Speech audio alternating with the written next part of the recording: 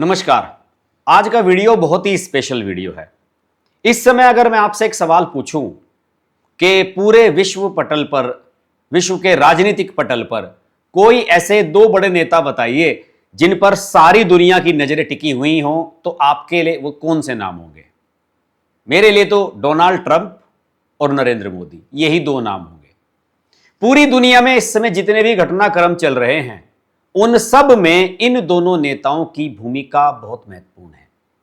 दोनों ही दुनिया की सबसे बड़ी डेमोक्रेसी को लीड करते हैं और दोनों ही एक डायनामिक पर्सनैलिटी हैं अपनी अपनी जगह पर। ठीक है कि डोनाल्ड ट्रंप की कुछ बातें लोगों को पसंद नहीं आती। Donald Trump hardcore right wing वाले हैं, आतंकवादियों के दुश्मन हैं, इसमें कोई शक नहीं है। और यह बात नरेंद्र मोदी और डोनाल्ड ट्रंप दोनों में ही कॉमन है। और ऐसे नेता जो दुनिया के सबसे लोकप्रिय नेता हों विश्व पटल पर, जिनका किसी भी देश को लेकर के कहीं पर भी जरा सा भी दखल हो तो सारी दुनिया की नजरें उन्हीं पर टिक जाती हैं। ऐसे नेताओं की सुरक्षा में अगर चूक हो जाती है तो एक विचारणीय प्रश्न तो बनता ही है। आपको ध्यान होगा जब डोनाल्ड ट्रंप अपना प्रचार कर रहे थे, उन पर गोली चलाई गई थी, उनका कान काट कर निकल गई थी गोली। जानलेवा हमला था। कुछ लोगों ने यह कहा था कि डोनाल्ड ट्रंप ने इस तरह की हमला अपने ऊपर खुद करवाया है। लेकिन क्या आपको लगता है कि कोई ऐसा हमला करवाएगा कि उसका कान ऐसे चीर कर निकल जाए? अगर जरा सी गोली इधर उधर हो जाती तो उनका भेजा उड़ जाता।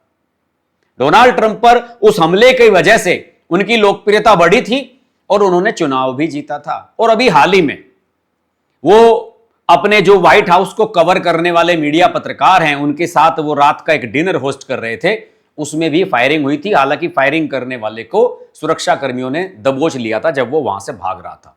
वो भी बड़े जानलेवा हमला था और उसमें डोनाल्ड ट्रंप की जान जा सकती थी। कई बार मैं सोचता हूं कि हमारे देश के प्रधानमंत्री आतंकवादियों के खिलाफ, पाकिस्तान के खिलाफ, इतनी बड़ी बड़ी ताकतों के खिलाफ बड़े बड़े डिसीजन लेते हैं, तो निश्चित रूप से ये भी दुनिया के लोगों के निशाने पर तो होंगे ही, और इसमें कोई शक नहीं है। बार बार इसके प्रमाण मिले हैं। लेकिन मुझे बड़ा आश्चर्य हुआ कि अभी हाल ही में प्रधानमंत्री नरेंद्र मोदी साउथ की यात्रा पर गए, बेंगलुरु गए थे, और वहां उनकी सुरक्षा में इतनी बड़ी चूक हुई और उस खबर को मीडिया में प्रमुखता से नहीं लिया गया।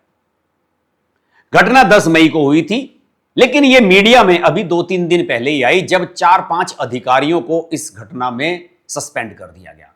पूरा घटनाक्रम बताता हूं और फिर मुझे बताइए कि यह मामला सेंसिटिव था या नहीं। मैं आपको बताऊं कि 10 मई 2026 को प्रधानमंत्री बेंगलुरु के दक्षिण जिले में स्थित art of living Shri Shri Ravishankar का जो केंद्र है, वहां के आश्रम में एक बहुत महत्वपूर्ण आधिकारिक कार्यक्रम में भाग लेने के लिए जाने वाले थे। प्रधानमंत्री के काफिले के सुचारू और सुरक्षित रूप से गुजरने के लिए ब्लू बुक के कड़े दिशा निर्देशों के अनुरूप एक विशेष मार्ग निर्धारित किया गया था, जिसे स्थानीय पुलिस द्वारा उच्चतम सुरक्षा प्रोटोकॉल के तहत पूरी तरीके से सैनिटाइज किया गया था। अब मैं आपको बता दूं ब्लू बुक क्या होती है। ब्लू बुक वो होती है जो देश के 3 सर्वश्रेष्ठ नेताओं, सर्वश्रेष्ठ मतलब जो सर्वोच्च नेता हैं, राष्ट्रपति, उपराष्ट्रपति और प्रधानमंत्री, इनकी सिक्योरिटी को देखते हैं। एसपीजी, स्पेशल प्रोटेक्शन गार्ड, इनका जो रूल बुक होती है, ये ब्लू बुक से गाइड होती है। इसका प्रोटोकॉल ब्लू बुक में लिखा रहता है और गृह मंत्रालय के द्वारा इसको तय किया जाता है। जहां पर भी इन लोगों की यात्रा होती है, उस ब्लू बुक की पूरी रूलिंग वहां की लोकल पुलिस को ब्रीफ की जाती है, सिक्योरिटी वहां पर पहुंचती है और उसके हिसाब से सारी व्यवस्था कराई जाती है। प्रधानमंत्री के आसपास एसपीजी का घेरा रहता है, लेकिन सड़कों पर और बाकी जगह स्थानीय पुलिस कोऑर्डिनेट करती है। घटना वाले दिन यानी कि 10 मई के दिन सुबह लगभग 9 बजे जब प्रधानमंत्री के काफिले को उस मार्ग से गुजरने में मुश्किल से 1.5-2 घंटे बचे हुए थे, तो वहां पर एक उच्च सुरक्षा गश्त पर तैनात एक बहुत ही सतर्क पुलिस कांस्टेबल ने वाडेर हल्ली गेट के पास एक संदिग्ध वस्तु देखी। यह स्थान कुप्पा रेड्डी झील और भैरव मांड्या उपुसारू मुड्डे होटल के निकट एक सड़क के किनारे स्थित था। भौगोलिक दृष्टि से यह संदिग्ध स्थल आर्ट ऑफ लिविंग सेंटर, जिसको AOL सेंटर कहते हैं, उससे लगभग 2 किलोमीटर की दूरी पर था और मुख्य सड़क से करीब 25 फुट की दूरी पर एक प्राइवेट प्रॉपर्टी की 4 दीवारी के पास यह रखा हुआ था। इस संदिग्ध कार्ड बॉक्स, जो गत्ते का डिब्बा होता है जिसमें पैकिंग रखी रहती है, उसकी पहचान होते ही जो स्थानीय एजेंसियां थी उनको अलर्ट कराया गया और उसके बाद वहां पर बम डिस्पोजेबल स्क्वाड यानी कि BDDS को मौके पर भेजा गया। बम निरोधक दस्ते द्वारा की गई प्रारंभिक जांच और उसके बाद आई फोरेंसिक लैब रिपोर्ट के विस्तृत विश्लेषण से यह स्पष्ट हुआ है कि उस डब्बे के भीतर एक इंप्रोवाइज्ड एक्सप्लोसिव डिवाइस, जिसको IED कहते हैं, जो विस्फोट करने के लिए इस्तेमाल की जाती है, उसका एक ढांचा तैयार किया गया था। डिब्बे के भीतर से जो सामग्री बरामद की गई है वो बेहद चिंताजनक थी। उसमें जिलेटिन की 2 छड़ें थी, माचिस की कुछ तीलियां थी, कपूर, बैटरी, तार, एक रियल टाइम क्लॉक जिसको RTC कहते हैं और एक LCD डिस्प्ले भी उसमें रखा हुआ था। यानी अगर इन सब चीजों को देखा जाए तो यह एक IED, जो एक विस्फोटक का एक नेटवर्क सिस्टम है, उसके लिए पर्याप्त था। जिलेटिन की छड़ें जिनमें एडहेसिव टेप से उनको लपेटा गया था आपस में, आमतौर पर वाणिज्यिक उद्देश्यों में यूज होती हैं, जैसे कि खनन और खदान के निर्माण से जो ब्लास्टिंग होती है, जिसमें आप कहते हैं कि डायनामाइट से पहाड़ों को तोड़ा जाता है, वहां पर इनका इस्तेमाल होता है। तो जांच में पुलिस सूत्रों ने केवल यह सूचना दी थी कि डिब्बे में केवल 2 जिलेटिन की छड़ें और एक माचिस की डिब्बी पाई गई है और प्रारंभ में यह अनुमान लगाया गया था कि शायद यह किसी अवैध खनन माफिया या ठेकेदार द्वारा लापरवाही से फेंका गया कोई कचरा हो सकता है। हालांकि कुछ दिन बाद यह मामला गुप्त रूप से चलता रहा और उसकी जांच चलती रही। कुछ दिनों के बाद जब NIA ने इस मामले का संज्ञान लिया, नेशनल इन्वेस्टिगेशन एजेंसी ने इसका संज्ञान लिया और विस्तृत विवरण एकत्र किया, तब यह तथ्य प्रकाश में आया कि बॉक्स में बैटरी, तारों का एक रियल टाइम क्लॉक सर्किट भी मौजूद था। इन इलेक्ट्रॉनिक इक्विपमेंट्स की उपस्थिति से इस घटना को एक साधारण लापरवाही की श्रेणी से निकालकर एक सुनियोजित और अत्यंत गंभीर सुरक्षा खतरे, सिक्योरिटी थ्रेट की श्रेणी में स्थापित कर दिया गया। अब आप समझ लीजिए कि ये पूरे जितनी भी चीजें मिली है सारी की सारी कोई सक्रिय नहीं थी, एक्टिव नहीं थी। लेकिन लैब की रिपोर्ट यह कहती है कि जिलेटिन की छड़ें लगभग 3 साल पुरानी थी, टाइमर काम नहीं कर रहा था और सबसे महत्वपूर्ण बात यह थी कि बॉक्स में कोई डेटोनेटर मौजूद नहीं था, तो इसलिए किसी विस्फोट की संभावना नहीं थी। तो आप समझ सकते हैं कि तकनीकी रूप से यह संभव नहीं था, लेकिन जहां से प्रधानमंत्री का काफिला गुजरने वाला है वहां से तो आप किसी परिंदे को भी पर नहीं मारने दे सकते। फिर पूरे मार्ग को सैनिटाइज किया जाता है, वो सैनिटाइज नहीं किया गया था। ऐसी स्थिति में इसे चूक तो माना ही जाएगा। इसके बाद पुलिस विभाग में हड़कंप मचा, गृह मंत्रालय ने इसका संज्ञान लिया, राज्य सरकार में इसकी जांच शुरू हुई और इसमें राज्य सरकार ने इंटरनली एक्शन लेते हुए, कर्नाटक में आप जानते हैं कि कांग्रेस की सरकार है सिद्धरमैया की, उन्होंने 6 पुलिस अधिकारियों को तत्काल प्रभाव से निलंबित कर दिया।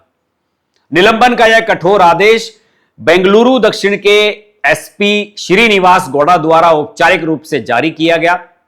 हालांकि पुलिस के द्वारा जो सस्पेंड किए गए अधिकारी थे उनका नाम सार्वजनिक नहीं किया गया है, लेकिन यह पुष्टि की गई है कि निलंबित किए गए अधिकारियों में एक सब इंस्पेक्टर, एक सहायक सब इंस्पेक्टर, 4 कांस्टेबल रैंक के जवान शामिल थे और इन पर ड्यूटी में घोर लापरवाही करने और अपेक्षित सतर्कता न बरतने के आरोप इन पर लगाया गया है, क्योंकि उनकी प्राथमिक जिम्मेदारी थी कि किसी भी संदिग्ध वस्तु को वहां से हटवाएं और उसकी जांच करवाएं।